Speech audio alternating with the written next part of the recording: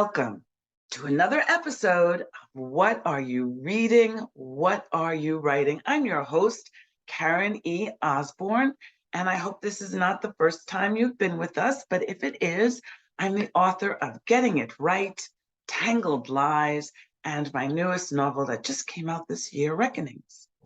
And as you know, we do a lot of fiction, but today we have a nonfiction writer, and we have a wonderful, wonderful guest, Dr. Evelin Garcia. Hi, Evelin. Hi, so nice to be here. Thank you. I am so glad that you're here, and I know that our audience is going to gain a lot and learn a lot by having this conversation and then buying her book. So let me tell you just a little bit about her. She is a psychologist, and she knows from personal experience that anger, resentment, unforgiveness from past trauma keeps you from being who you're truly meant to be. And I can attest to that as well. Having suffered from childhood trauma, I know this to be true. Yes. And so, in her practical and eye opening book, Give Yourself the Gift of Forgiveness, Healing, and Restoration. Isn't that a beautiful title? Give yourself the gift of forgiveness. I love that. She shares personal testimonies and positive results of what forgiveness can do and practical applications you can use now to help you begin your journey of healing and restoration. I just love that. It's just my first book, Getting It Right, I actually dedicated to my therapist. Wow. Yeah. And I thanked her for saving my life. Well, helping me save my own life, right? Yes. So tell us a little bit more about your background first. Tell us just so that we can get to know a little bit more about you. Okay. So I'm a psychologist and I specialize in assessments mostly for children and adults who are developmentally delayed. But lately, I've kind of gone back to therapy.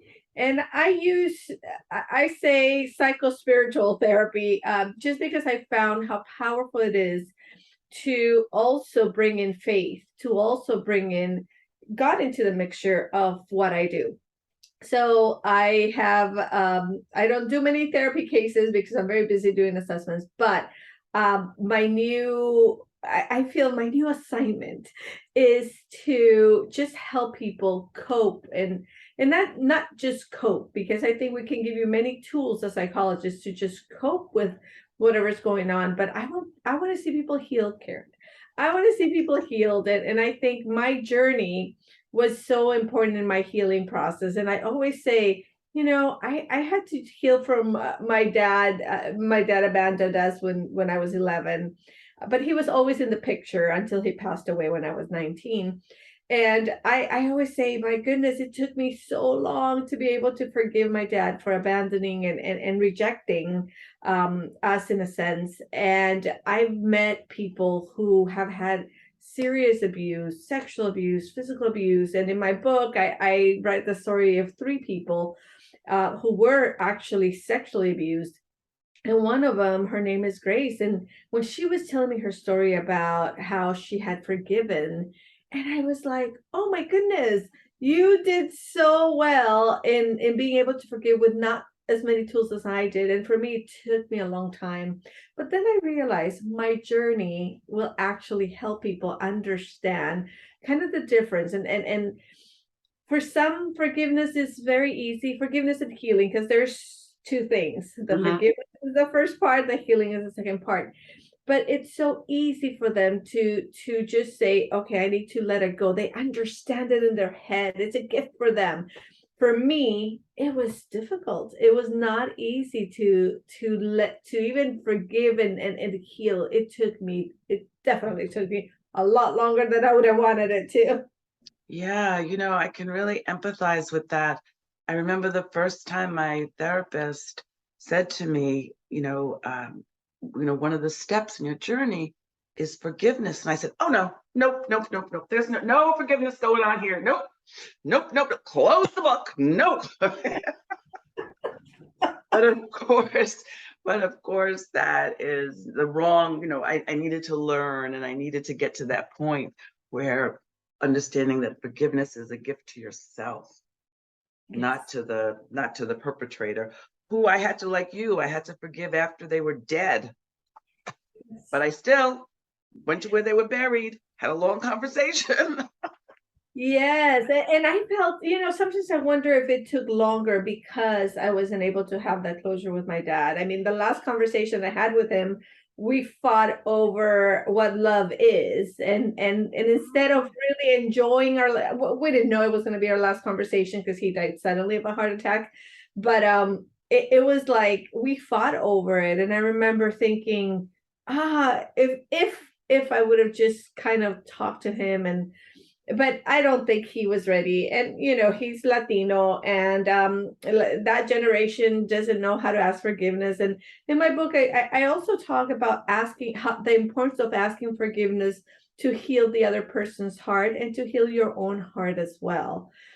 Because I had seen my mom and dad. My dad did apologize to my mom before he died, which was very interesting.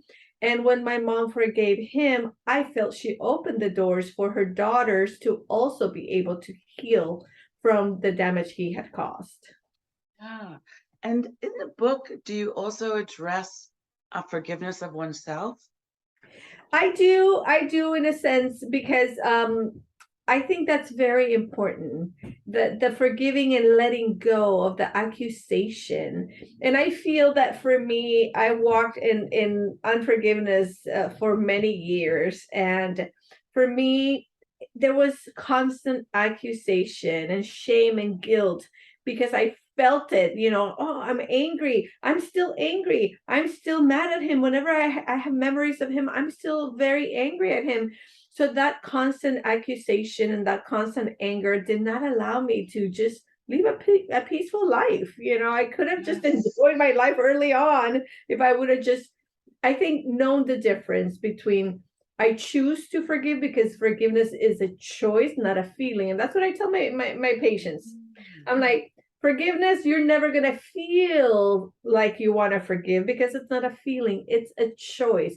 So we choose to forgive, we choose to let go, we choose to cut whatever is joining us with the person who did us wrong. So that's what we do when we choose and we say, I forgive you for what you did. We cut that power and that connection between them and us. Then starts the healing, the journey of healing. And I think if I would have known the difference between those two early on, I would have walked with a lot less guilt. Yes. So I love that. It's a choice. Forgiveness is a choice. That's a powerful, powerful thing. Can you give us, I mean, you've said quite a bit now about, cutting it and understanding the difference, but how does one practically, you know, tackle that? Can you just give us a little taste of some of your recommendations? Yes. So in my book, I have 5 steps. And obviously there's more, but the ones I use and the ones I use with the people I work with as well, and in my conferences as well. So the first step is identifying your hurt, because a lot of times life happens, something happened to, especially childhood wounds, and for me it was childhood wounds, rejection and abandonment and just my dad leaving us. And I felt that I had to identify, first of all, that I was still hurt of what happened 20 years ago. Because a lot of times we're like, no, I'm good. I've healed. I'm good. It's a journey. That's all I can say. It's a journey. And some people need to work on it a lot more than others. So number one, identify that you are hurt and be very specific. I'm still seeing life through rejection, because what happened with me was that because I was rejected by my dad, then when I grew up in relationships, even in friendships, I saw everything through rejection glasses. So everything to me, whether it was real rejection or not, was interpreted as rejection. So I had to identify and say, where is this coming from? Why am I feeling this way? Why is it a pattern? Patterns are very important. Why is there a pattern in my life where I'm always feeling rejected and always have the same kind of feeling where I'm so little, and by that time I was a doctor and still feeling like I was not enough. And so I felt I had to really go back, identify what is going on, what am I still hurt about. And the way I did it was, if I could still remember what happened and still brought me the emotions and the feelings and the anger or the sadness or whatever it brought that was negative, okay, I'm still not healed. So then I sat down. Second step was sitting down and saying, okay, I need to surrender this. I need to let it go. And we say let it go and then we pick it up again, but it is consciously saying, I choose to say, forgive me, or I forgive my dad, I forgive my uncle, I forgive my mom, whoever it was. And I had a long list, I had to forgive. So I sat there in prayer. I sat there in prayer and I said, okay, it's time. I don't want to carry this anymore. It was just it had affected my life. It had affected relationships. I'm like, I'm done. So I remember just sitting and then just listing it, identifying, saying how much it hurt, and identifying, I also surrendered not only the memories, but the memories that would come, but I also surrendered the feelings. I also surrendered everything that was attached to that. And so I consciously said, I'm choosing to forgive this person. So after the choosing to forgive, choosing to say, I no longer have the right to continue wanting to take vengeance on them, or I'm just done with this. So you really have to just be done. It has affected my life long enough. I'm done. It's go. I'm, and it gives you power. I choose Yes. to say goodbye. So after that, I started the journey of healing. And I think that during the journey of healing, that's when the memories come again. And that's where people are like, oh, I haven't forgiven, because that was my case. I haven't forgiven my dad. I'm such a bad Christian. I'm such a bad person. I'm such a bad psychologist. And the memories came. But when the memories came and the sadness wanted to come back and I wanted to kind of be upset again, I would say, I have chosen to forgive. I already chose to forgive. I am, surrendering again. Yes, this is affecting me. Yes, this is hurting me again. But I just choose to surrender this in order for me not to carry it anymore. That's such a powerful reminder that it is a journey, that Yeah. it's not one and done. Yeah. You're not finished with it. I It's interesting. My main character in Reckonings, my third book, Mm-hmm. she has childhood trauma, Mm-hmm. but she refuses to recognize Yes. all that she's carrying and how much it's hurting other people, not just hurting herself, but how much we hurt. And I know in my own life, I know I hurt my family carrying all this stuff around. So that sounds so good. So when someone finishes your book, they finish all the steps. We're not going to go through all the steps, but Mhm. they're because we want them to read your book. So when they're finished all the steps, is it a book that you have to come back to? You put it down and you're done? What do you want them to take away when I finish the book? What do you want me to take away at that moment? So I feel that if you go through the book, and it's not a step by step, because I put a lot of stories which are very powerful, I feel, so people can identify. So as you go through the book, if you go slowly and really read it and really apply it to your life, you'll be able to definitely have that first step, because forgiveness sometimes feels like such a mountain that you're like, I just can't forgive because it's so much. So let's take one step at a time. So my book will help you. Okay, let's take step one. Okay, let's acknowledge. Then once you're ready, and I always tell people, some of you might not be ready yet, and that's okay. There's a lot of condemnation, for ourselves. No one else is condemning us, but why can't I forgive? And I remember there were times in my adult life, because what happens is that there is the childhood trauma and the childhood difficulties and the childhood pain, and you might heal from those, but then you have the adult ones. So I felt that as an adult, you kind of have to um walk, and every time it comes, I'm very good now after writing my book, saying, I identify that. Where is that coming from?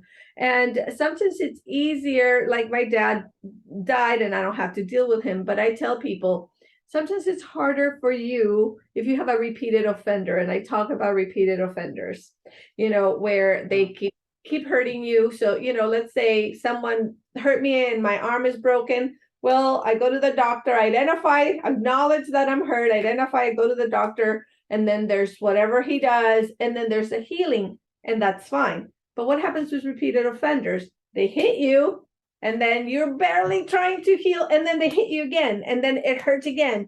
So that's harder. That's a lot harder. It is. That's a lot Yes. harder. Yes. So this sounds like an amazing, amazing book, and that your journey has been amazing. This show is called What Are You Reading? What Are You Writing? And are there some other books that you would recommend? It could be about this subject, or it could be something totally different that you have found that you enjoy or would like our readers to consider. Yes, I definitely, one of the questions that you had asked me before was, how has reading impacted you, right? And I feel that I have there's a lot of books on forgiveness that give you the 1, 2, 3 step, and any book where it's practical, because my book might work for some people because they're going to identify with my journey, but it might not work for other people, or they're like, no, I don't think, no, I'm past that, or I'm over that. But there's different books. One of the ones I recently read, which was really good, but this kind of not with forgiveness, it just identified with me, and it's called, let me see if I could, Being Singled Out in a Couple's World. And I was like, this book, because the journey, I was able to identify with the journey of the author, and that was a really good book. Krista Smith, I think, is her name, and that was a really good book for people who are single at an older age, and they're kind of like, this is not fun anymore, and Yeah. so that's what I'm reading. But I read a lot of, I don't want to say self-help book, but they're more of the spiritual and the help together, because like I said at the beginning, I feel faith is completely and utterly important when it comes to healing. Yes, yes, we have to heal on every level. Well, this has been a wonderful conversation. I really can relate to it. I always say that I was a survivor, and then first I was a victim, and then a survivor, but now I'm a thriver. Right? Sounds like you're a thriver too. Yes, And yes. we hope you out there are thriving. But if you know of somebody, maybe it's you, but maybe you have a friend or someone in your family that this book would be a perfect gift for them to begin that healing journey. So I hope you'll take a look at the book. Just to remind you, it's Give Yourself the Gift of Forgiveness, Healing, and Restoration by Dr. Evelin Garcia. Oh, look at that wonderful cover. Look at that. And thank you all for taking time to be with us. We'll see you next time on What Are You Reading? What Are You Writing? Thank you so much.